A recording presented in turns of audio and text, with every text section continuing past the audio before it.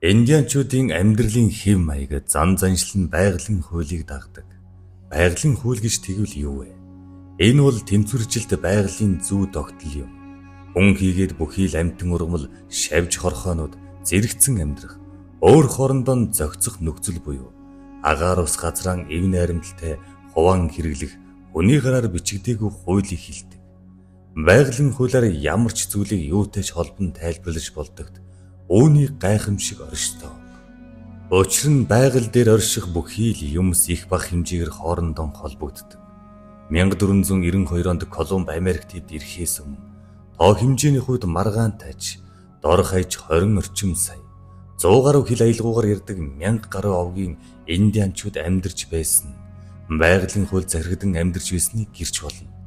Хүн ам олонтой хүчрхий нэг овг нь бүл цөөнтэй нөгөөдөн үзэл бодол хил соёлон хүчээр тулгаж байсангүй. Индианчууд буюу унган Америкчуудын дийлэн хэсэг дэлхийн мөсөн цагийн үед Төв Азийн нутгаас одоогийн Берингийн хоолоогоор дамжиж Хойд Америкт ирс хөрсөн гэж үздэг. Колумбус Америк твийг нээсэн тэр үеэс хойш Индиан үндэстэн мөхсөөр тавигдсан гэж үзэж болно. Английн колоничлалын үеэс эхлэн Индианчуудыг Христийн шашинд оруулах болон хүчээр газар нутгаас нь хөөн зайлуулах ажиллагаа цус урссан дай нөмөрч эхэлсэн юм. 1492 онд Америк твд өрөндийнхэн анхлан хөл тавих үед 60 орчим сая байсан бол 1800 он гэхэд тоо толгой нь 1000 хүрэхгүй болсон гэдэг. 1776-аас 1887 оны хооронд Хойд Америкийн хууль ёсны уугуул ард түмнүүдээс 1.5 тэрбум акр газрыг Америкийн засгийн газар гэрээ хилэлцээр инх тайван эв найрамдлах халахчуудын дор хулигтан авсан нь түүхэн үнэн билээ. Америк твийн эзэд унган оршин суугчид индианчуудын газар нутгийг Америкийн нэгдсэн улсын засгийн газар гэрээ хилцэл, инхийн хилэлцээр нэрийн дор үнэн хэрэг дээрэн хүч төрөмгийлэн булаан эзэлсэн байдаг. Цагаан арснууд булаан авч байсан газар нутгаан баруун зүг буюу онгон өрнөд тал тийш тэлхүүл явцсан тэдний хувьд ихээхэн саад бэрхшээлүүдтэй тулгарч байсан бөгөөд өнөөгийн хойд ба өмнөд Дакота, Небраска, Монтана мужуудын уудам орон зайд нутаглан амьдарч байсан 20,000 гаруй хүн амтай нэгдсэн Сиуовгийн индианчууд Америкийн армийн зэвсэг төрөмгийлүүдийг удаа бод зохин буцааж байлаа. Цэрэг зэвсгийн хүчээр хүч төрөмгийлэн газар нутгийг нь булаан эзлэх төлөвлөгөө нь амжилт олохгүй болохыг ойлгосон хорлон сүйтгэх ажиллагаа сэдсэн байна. Нэгдсэн Сиуовгийн индианчуудын гол хүнс тэжээлийн нөөц байсан зэрлэг бизон өхөр сүргийг нь бодлоготойгоор устгах санаа байв. Хүнс тэжээлийн гол нөөцөө зориуд бодлоготойгоор устгуулсан индианчууд үйлбэрч өгөхгүй эрхэнд Америкийн засгийн газартай тэдний гэрээ хилцэл гэж нэрлэдэгч үнэн хэрэгдэн залмих тулгын шаардлагын бичигт гарын үсэг зурна гэж тэд тооцоолж байсан бөгөөд үнэхээр ч тийм үйл явдал болсон түүхтэй. Олон зуун мянган Европ цагаачдад бодлоготойгоор буу сум үнгүй тараан өгч бизон өхрийн арьс шир хэлийг нь өндөр хүн ханшаар худалдан авдаг. Бизон намнах цуврал аянуудыг зохион байгуулж нутгийн эзэд индианчуудыг хоол хүнсгүй болох гол зорилго оршиж байв. Америк твийг анхлан зорж утсан цагаан арснуудын дийлэнх нь гэмт хэргийнхэн улмаас цугцсан хэрэгтнүүд шашны өөр урсгал шүтсэн тул цөллөгт тугдсан хэсэг мөн асар богино хугацаанд ашиг олохыг мөрөөдсөн тонуулчид байсныг тэдний түүх нуудгүй лээ. Америкийн армийн цэргүүд өлсөж зовж зүдэрч туйлдж явсан нутгийн эзэд индианчуудыг дүн өвлийн хүүтэнд засан дунд олон цагийн турш бүслэн хашиж осгоож байгаад хонхорд орохыг тушааж. Өлсөж туйлдсан индианчууд нэгэнт хүчинд давтсны дээр амлалтанд нь хууртаж тэдний хэлсэн ёсоор тэр хонхорд орж бөөгнөр нь жагсахт нь армийн цэргүүд тус хонхрыг тойрсон 4 довцог дээр байрлуулсан байсан.